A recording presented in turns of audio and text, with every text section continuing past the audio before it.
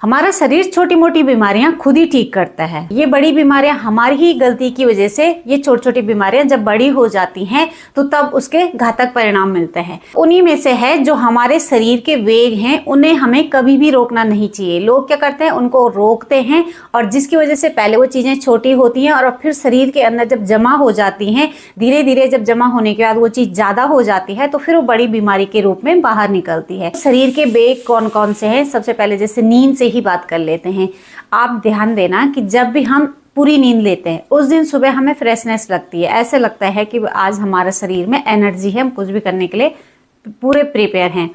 और यदि हमने अपनी नींद पूरी नहीं करी है तो हमारे शरीर में बहुत सारी दिक्कतें आती हैं। सबसे पहले तो सुबह हमारा पेट साफ ही नहीं होता है। तो यदि पेट साफ नहीं होगा तो आपको खुद महसूस होगा कि जब पेट में भारीपन लगेगा तो आपको आलस ज्यादा आएगा।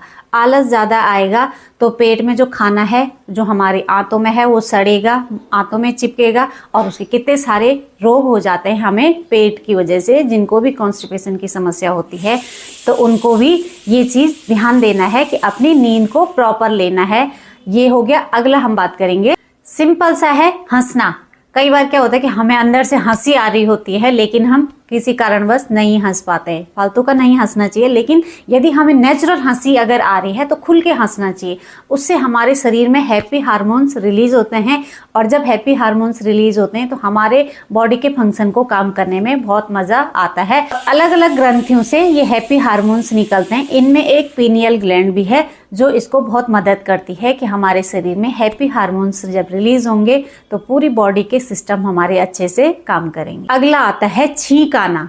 जैसे कभी छींक आती है ना तो हम लोग उसको रोक देते हैं कि बगल में कोई है। हम थोड़ा साइड होकर टर्न होकर अपनी छींक रोक बाहर फेंक सकते हैं। इससे जो हमारे शरीर में एक्स्ट्रा गैस है वो हमारे छींक के माध्यम से भी बाहर निकलती है। तो यदि हम छींक के माध्यम से उसको बाहर निकाल देंगे तो शरीर में उसकी दिक्कत नहीं होगी, और यदि वो अंदर रहेगी तो फिर और उसके बाद और दिक्कतें पैदा होने लग जाएंगी। अगला आता है कि प्यास लगना। जब हमारे शरीर को पानी की जरूरत होती है तो हमारा शरीर खुद ही मांगता है कि शरीर में हमें पानी की जरूरत होती है तो प्यास लगती है। लेकिन क्या होता है कि हम लोग जब प्यास लगती है उस समय पानी नहीं पीते हैं, और जब हम जिस अंग को पानी की जरूरत है उस समय नहीं देंगे तो फिर उसमें टॉक्सिन्स जमा हो जाएंगे, और टॉक्सिन्स जमा होंगे तो फिर उसमें भी बीमारी पैदा हो जाएगी। तो हमें प्यास भी नहीं रोकनी है और बहुत ज़्यादा पानी भी नहीं पीना है। हाँ, सुबह उठ के हमें गर्म गुनगुना पानी, किसी को सूट होता है तो गुनगुना पानी पिए, और जो पित्त प्रकृति के हैं या जिनको गर्म पानी सूट नहीं होता है तो वो रूम टेम्परेचर वाला नॉर्मल पानी पी सकता है। बाकी दिन में ऐसा भी नहीं है कि बहुत ज़्यादा पानी पीना है, अपनी हाइट और वेट के हिसाब से पानी पीते हैं। और लेकिन खासकर ध्यान रखने वाली बात यह है कि जब भी आपको पानी पीने का मन करता है, जब भी प्यास लगती है, उस समय उस वे को बिल्कुल नहीं रोकना चाहिए। उस समय हमें पानी भरपूर पीना चाहिए। अगली बात करते हैं, भूख लगना। अब जब हमारे शरीर को खाने की जरूरत है उस समय हमें खुद ही शरीर बोलता है कि हमें खाना दो, और हम उस भूख को रोक लेते हैं तो फिर हमारे जो ऑर्गन्स हैं, हमारे जो मसल्स हैं, हमारे जो न्यूट्रिशन शरीर को ज़रूरत है उसको हम नहीं देते हैं, तो उससे हमारे शरीर में उसकी कमी आ जाती है। जब उसकी कमी आती है फिर वो भी रोग पैदा करते हैं। तो खाना हम तभी खाना चाहिए हमें जब हमें भूख लगे। ऐसा भी नहीं है कि जब आपको लगे कि पेट बहुत भरा हुआ है और खाना खाने का टाइम है तो ज़बरदस्ती खाना है। हमें खाना तभी खाना है जब शरीर को ज़रूरत है। यदि हम उस ज़रूरत के टाइम पे खाएंगे तो वो हमारे शरीर को न्यूट्रिशन देगा, न कि फालतू का फैट बढ़ाएगा या पेट में कब्ज पैदा करेगा या कुछ और दिक्कतें पैदा करेगा। यदि हम बिना भूख के खाते हैं, भूख लगने पे यदि हम खाते हैं तो वो हमारे शरीर के लिए ज़्यादा बेनिफिशियल होता है। अगली बात करते हैं, जमाई आना। जमाई कब आती है? जब हमारे शरीर में ऑक्सीजन की कमी हो जाती है। आपने देखा होगा जैसे हम कहीं पे बैठे हुए हैं और हमें बहुत नींद आ रही है, तो नींद आ रही है और जमाई ले रहे हैं। वो इसलिए हो रहा है कि हमारे ब्रेन को प्रॉपर ऑक्सीजन नहीं पहुंच रही है। और यदि हम जमाई लेते हैं तो उस समय आपने फील करा होगा कि लंबी जब हम सांस लेते हैं तो ऑक्सीजन अंदर जाती है, और जब हम उसको लंबा गहरा बाहर छोड़ते हैं तो कार्बन डाइऑक्साइड बाहर आती है। तो वो यही है कि क्योंकि हमारे शरीर को उस समय ऑक्सीजन की जो कमी हो रही है, जमाई के माध्यम से हम उसको पूरा कर रहे हैं। तो हमारे शरीर में आपने जमाई करके देखा होगा, उसके बाद थोड़ा सा ऐसा लगता है कि हल्का फील होता है, थोड़ा एनर्जी जैसे लगती है।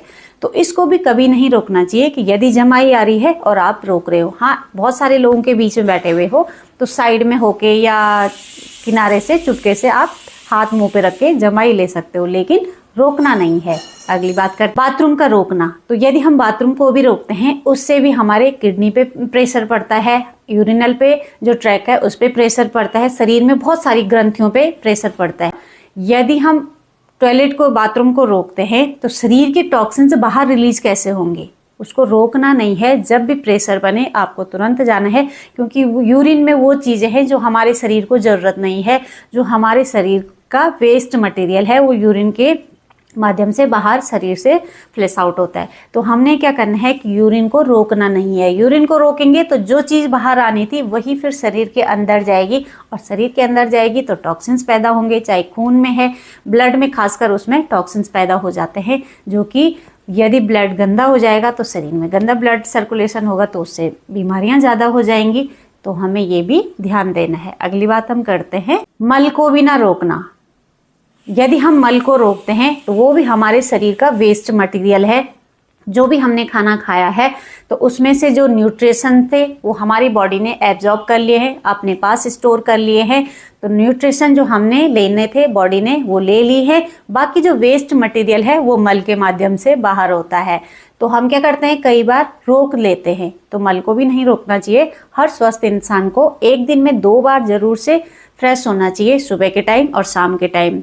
2 बार नहीं भी हो रहा है तो सुबह उठते ही हमें जरूर अपने मल त्याग को विसर्जन करना चाहिए, क्योंकि उससे यदि वो पेट में ही रह जाएगा तो आंतों में चिपक जाता है। आंतों में चिपक जाएगा तो सड़न पैदा हो जाएगी। सड़न पैदा होगी तो पूरे पेट के रोग शुरू हो जाएंगे।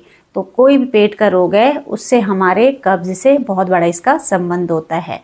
तो हमें मल को भी नहीं रोकना चाहिए। अगली बात करते हैं वीर्य का रोकना। शादीशुदा लोगों को कभी भी वीर्य को नहीं रोकना चाहिए। उसके भी बहुत शरीर में गंदे रिजल्ट मिलते हैं। हाँ, साधु संत हैं, ब्रह्मचर्य है, और जो जिनकी शादी नहीं हो रखी है इनको जरूर वीर्य को रोकने से उनके शरीर में बहुत अच्छा ब्रह्मचर्य का पालन होता है, और उनका माइंड बॉडी सही दिशा में काम करती है, न कि अपने लक्ष्य को हासिल करने में वो बाधा उत्पन्न करते हैं।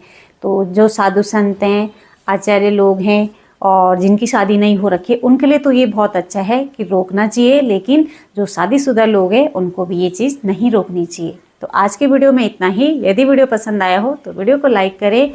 चैनल पे जो लोग नहीं जुड़ेंगे चैनल को सब्सक्राइब करें। फिर मिलते हैं नेक्स्ट वीडियो में, तब तक के लिए